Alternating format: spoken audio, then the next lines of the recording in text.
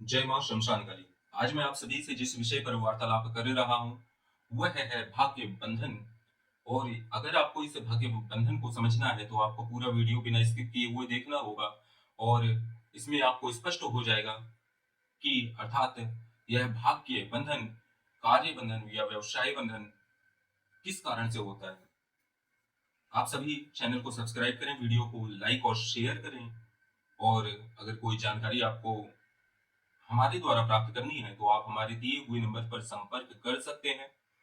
अब बात करते हैं कि भाग्य बंधन आखिर होता है क्या। तो भाग्य बंधन व्यक्ति के पूर्व जन्म के जो भी कर्म होते हैं वह कर्म इन हस्त रेखाओं में, हाथों की अंगुलियों में, माथे की रेखाओं में और पूरे ही शरीर से व्यक्ति के बारे में जाना जा सकता है कि उसका भाग्य खुला है या बंद है। जिसका मणिबंध यह रेखाएं जिसकी बहुत ही अच्छी होती है उसका भाग्य बहुत ही अच्छा होता है, स्पष्ट हो, बिना लकीर युक्त हो। ऐसे व्यक्ति राजा के समान जीवन जीता है। और जिनके जीवन में भाग्य बंधन लिखा होता है उनकी मणिबंध की रेखाएं अक्सर कटी हुई पाई जाती है, या फिर उसमें धब्बा हो या फिर उसमें चैन हो। इस प्रकार से भाग्य बंधन जाना जा सकता है कि उस व्यक्ति का भाग्य खुला है या बंद है। माथे पर सिकन की रेखाएं हों तो ऐसे व्यक्ति का भी भाग्य बंधित तो होता है। और इसको ज्योतिष लोग, अगर आप किसी ज्योतिष के पास जाते हैं तो वह इसको ग्रह बाधा का नाम देता है, जबकि यह पूर्व जन्म के कर्म के कारण जो संस्कार आप पहले करके आए हैं उन्हीं का फल है। तो क्या है ये भाग्य बंधन, ये विषय समझने के लिए आपको पूरा वीडियो देखना चाहिए। अगर आप किसी वास्तु शास्त्री के पास जाते हैं तो वह इस भाग्य बंधन को वास्तु दोष का नाम देता है। पंडित के पास जाएंगे वह ग्रह दोष का नाम देगा। और अगर आप किसी तांत्रिक या ओझा के पास जाएंगे तो वह इसे तांत्रिक अभिकर्म का नाम देगा या फिर भूत प्रेत आदि बाधाओं का नाम देगा। तो यह बंधन व्यक्ति को अपने कर्म के ही आधार पर प्राप्त होता है। कई लोगों को ऐसा लगता है कि हमारे शत्रुओं ने हमारे भाग्य को बंधन करवा दिया है। और कई भी लोगों को ऐसा लगता है कि हमारे रिश्तेदारों ने हमारे भाग्य को बंदिश करवा दिया है, काम धंधे को बंद करवा दिया है। लेकिन कहीं ना कहीं यह है आपके पूर्व जन्म के कर्म के कारण ही, या परिवार में किसी की राहु केतु शनि की महादशा अगर चल रही होगी तो कहीं ना कहीं उसका प्रभाव आपके भाग्य पर देखने को मिलेगा। और कई बार ऐसा होता है कि आप जिन भी नकारात्मक सोच वाले व्यक्ति अगर आपके पास रहते हैं, आप उनसे, आपका उनके साथ उठना बैठना है, तब भी आपका भाग्य उनके ग्रहों के कारण बंधित तो हो जाता है। और आप समझते हैं कि किसी ने मेरा बुरा कर दिया, किसी तांत्रिक ने अभिकर्म कर दिया। ऐसे बहुत से लोग हैं आजकल जो पॉडकास्ट पर नाना प्रकार की रील्स तो बनाते हैं लेकिन उनको तंत्र का ज्ञान नहीं है। उपाय देते हैं लेकिन तंत्र का ज्ञान नहीं है। कलयुग में छोटे छोटे तांत्रिकों को भी लोग तांत्रिक समझते हैं, लेकिन ऐसा बिल्कुल नहीं है। एक तांत्रिक ओझा सोखा ये सब आपके भाग्य को बंधन नहीं कर सकता, लेकिन जो ग्रह स्थिति होती है वह उसको निमित्त बना देती है। उस पर दोषारोपण हो जाता है कि इसने मेरा भाग्य बंधन कर दिया। यहाँ जो प्रकृति है, प्रकृति में औषधि, जल, वनस्पति, पशु पक्षी, नर नारी सभी के ऊपर ग्रहों का प्रभाव होता ही है।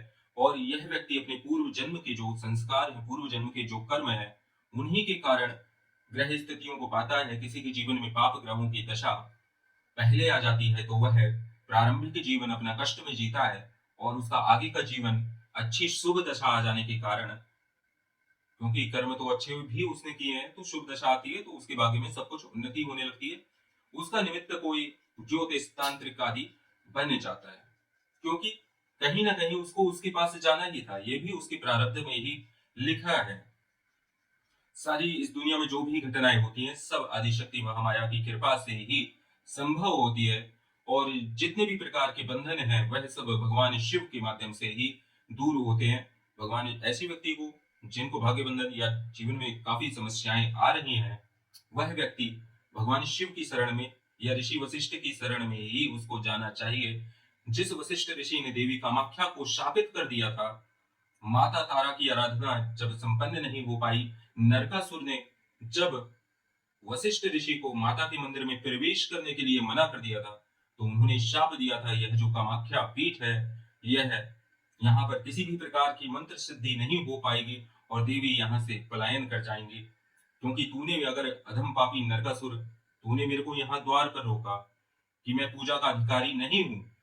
इसी कारण से जिस व्यक्ति को घमंड हो जाता है उसके कारण कुछ चीजें अनर्थ भी हो जाती हैं। ये प्रकृति का नियम है। वाणी पर सदैव साधक को संयम रखना चाहिए और ऐसे व्यक्तियों से दूर रहना चाहिए जो नकारात्मक सोच के हैं, जो आपके बारे में बुरा सोचते हैं, बुरा कहते हैं और हंसी मजाक में ही आपको बुरी बातें सुना देते हैं। तो ऐसे व्यक्तियों से अगर आप दूर हो जाएंगे तो आपकी जो और मंडल है, नकारात्मक प्रभाव उनकी बातों का आप पर पड़ना बंद हो जाएगा। आप स्वयं इस भाग्य बंधन को खोलता हुआ पाएंगे कि जो भी दोष है आप किसी से हाथ मिलाना बंद कर दीजिए। अगर आप चाहते हैं कि आपका भाग्य पूरी तरीके से कार्य करे तो नमस्कार करें, कहीं भी जाएं तो नमस्कार करें। गुरु, देवता और माता पिता, बस इनके ही चरण छूने चाहिए। कुछ ऐसे भी लोग होते हैं कि आप मान सम्मान में उनका कुछ भी हाथ मिला लेते हैं, गले लग जाते हैं, लेकिन वो क्या है, उनके अंदर के जो भाव है नकारात्मक है। अगर उनके साथ में कोई अनिष्ट कारक ग्रह है तो उसका प्रभाव कहीं ना कहीं आपके ऊपर आता ही है। इसलिए अच्छे लोगों की संगति में, अच्छे संत महात्माओं की संगति में उनका आशीर्वाद हमेशा प्राप्त करते रहना चाहिए। ये भाग्य बंधनों को खोलने का सबसे अच्छा उपाय है। आप किसी भी मंदिर में नित्य प्रति दर्शन करें, अपनी भावनाओं को सकारात्मक करें, क्योंकि व्यक्ति जैसा सोचता है वैसा ही बन जाता है। भाग्य अगर आपका बंद है तो आप नित्य प्रति भगवान शिव को दूध से प्रतिदिन 41 दिन तक शिवलिंग का अभिषेक करें। इससे भी कर्म बंधन, पूर्व जन्म के जो संचित दुष्कर्म है वह दूर होकर सदकर्मों की फल आपको प्राप्त होने शुरू हो जाते हैं। ऋषि वशिष्ठ का प्रातः समय ध्यान करें। तो हमने बताया था कि आपको ऋषि वशिष्ठ के शाप के कारण ही कामाख्या शक्तिपीठ निस्तेज हो गया था, जिसके कारण माता पार्वती कैलाश को चली गई थी और पुनः नाना प्रकार की, जैसा कि उनका शाप था, तो 300 कलयुग जब 300 वर्ष बीत गया, फिर से माता कामाख्या उसे ऋषि वशिष्ठ के द्वारा ही उसे शाप से मुक्त हुई, जिसके कारण वह पुनः कामाख्या शक्तिपीठ में स्थापित हुई और फिर से वही तेज, वही पराक्रम और वही ऊर्जाएं कामाख्या में प्रवेश कर गई। देवी के आने से वहां पर चारों तरफ फिर से वही अच्छा मनोरम वातावरण बन गया। नाना प्रकार के देवी देवता, यक्ष, गंधर्व सब अदृश्य रूप से कामाख्या शक्तिपीठ पर आते ही हैं और इस प्रकार से भगवान शिव के ही माध्यम से देवी को बार बार उनकी जो याददाश्त थी वो चली गई थी, तो उनको अपनी याददाश्त और उनकी शक्ति का जो ज्ञान कराया था वह भगवान शिव ही थे। और आज हमने आपको भाग्य बंधन के विषय में जो कुछ भी बताया है वह सब बातें अगर आप फॉलो करते हैं तो आप देखेंगे आपके जीवन में सब कुछ अच्छा होना प्रारंभ हो जाता है। क्योंकि जितना ज्यादा आप नकारात्मक लोगों से दूर रहेंगे, नकारात्मक सोच वाले लोगों से दूर रहेंगे, उतना ही ज्यादा आपका भाग्य प्रबल होगा। उन लोगों को साथ आप हमेशा करें जो आपको प्रोत्साहन देते हैं, आपका मदद करने के लिए हमेशा वह तैयार रहते हैं। तो इसलिए अपने जीवन में सकारात्मक विचार सदैव बनाए रखें। जलन, ईर्ष्या, क्रोध और मद, यह सभी अवगुणों से आप दूर रहें तो आपके भाग्य में अवश्य उन्नति होगी। यही प्रकृति का भी नियम है और यही तंत्रोक्त नियम भी कहलाता है। आज के लिए ये जानकारी के साथ हम अपनी वाणी को विराम देते हैं। कल हम फिर आपको किसी विषय में बताएंगे और ऐसे ही विषयों में जानने के लिए आप सभी चैनल को सब्सक्राइब करें और वीडियो को लाइक और शेयर जरूर करें, क्योंकि जैसे जैसे आप वीडियो को शेयर करेंगे, अपने जितने भी ग्रुप हैं, व्हाट्सएप ग्रुप, फेसबुक, आप इस वीडियो को जरूर शेयर करें। अधिक से अधिक लोगों तक वीडियो पहुंचेगा तो सभी का जन कल्याण होगा और कल्याण करने से ही आपका कल्याण होगा। क्योंकि जो व्यक्ति किसी के बारे में अच्छा सोचता है, सभी के बारे में अच्छा सोचता है, भगवान उसका कल्याण अवश्य करते हैं। तो सभी लोग सकारात्मक सोच के साथ हमारे चैनल पर बने रहें और बेल आइकन का बटन आप सभी जरूर दबाएं, जिससे नोटिफिकेशन हमारे अगले वीडियो की आपके पास तुरंत पहुंचे और आपको साधनाओं, अच्छे विषयों का ज्ञान प्राप्त हो। आज के लिए बस इतना ही। जय मां शमशान काली, जय मां महाकाली, हर हर महादेव।